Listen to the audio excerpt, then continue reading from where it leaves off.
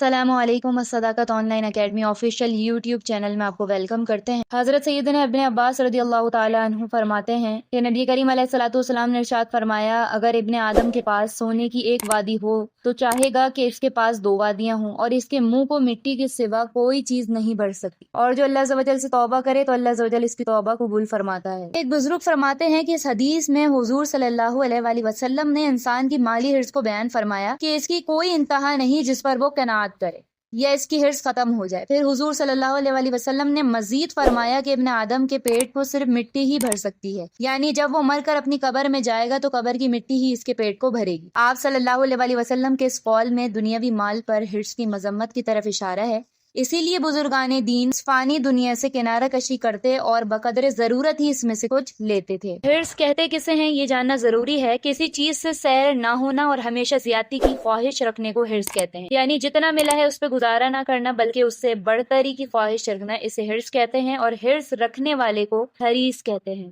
حرص کسی بھی چیز کی ہو سکتی ہے، عام طور پر یہی سمجھا جاتا ہے کہ حرص کا تعلق صرف مال و دولت کے ساتھ ہے، حالانکہ ایسا نہیں ہے، کیونکہ حرص تو کسی بھی چیز کی مزید خواہش کا نام ہے، اور وہ چیز کوئی بھی ہو سکتی ہے، چاہے مال ہو یا کچھ اور۔ چنانچہ مزید مال کی خواہش رکھنے والے کو مال کا حریص کہیں گے، مزید کھانے کی خواہش رکھنے والے کو کھانے کا حریص کہا جائے گا، اور نیکیوں میں اضافے کی تمنا کرنے والے کو نیکیوں کا حریص، جبکہ گناہوں کا بوجھ بڑھانے والے کو گناہوں کا حریص کہیں گے۔ علامہ عبد المصطفیٰ اعظمی رحمۃ اللہ علیہ لکھتے ہیں کہ لالچ اور حرص کا جذبہ خوراک، لباس، مکان، سامان، دولت و عزت، شہرت، الغرض ہر نعمت میں ہوا کرتا ہے۔ مال کے حریص کی توبہ بھی قبول ہے۔ ابن حجر اسقلانی رحمۃ اللہ علیہ فرماتے ہیں، جس طرح اللہ عز و جل دوسرے گناہگاروں کی توبہ قبول فرماتا ہے، اسی طرح دنیاوی مال کے حریص کی توبہ بھی قبول فرما لیتا ہے۔ اس حدیث پاک میں مال جمع کرنے، مال کی تمنا کرنے اور مال کی لالچ کی مذمت کی طرف اشارہ ہے۔ ایک بزرگ فرماتے ہیں، ممکن ہے کہ اس حدیث پاک کا یہ مطلب ہو کہ انسان فطری طور پر مال کی کثرت کو پسند کرتا ہے، اور اس کی خواہش کا پیٹ کبھی بھی نہیں بھرتا سوائے ان لوگوں کے جنہیں اللہ عز و جل بچائے،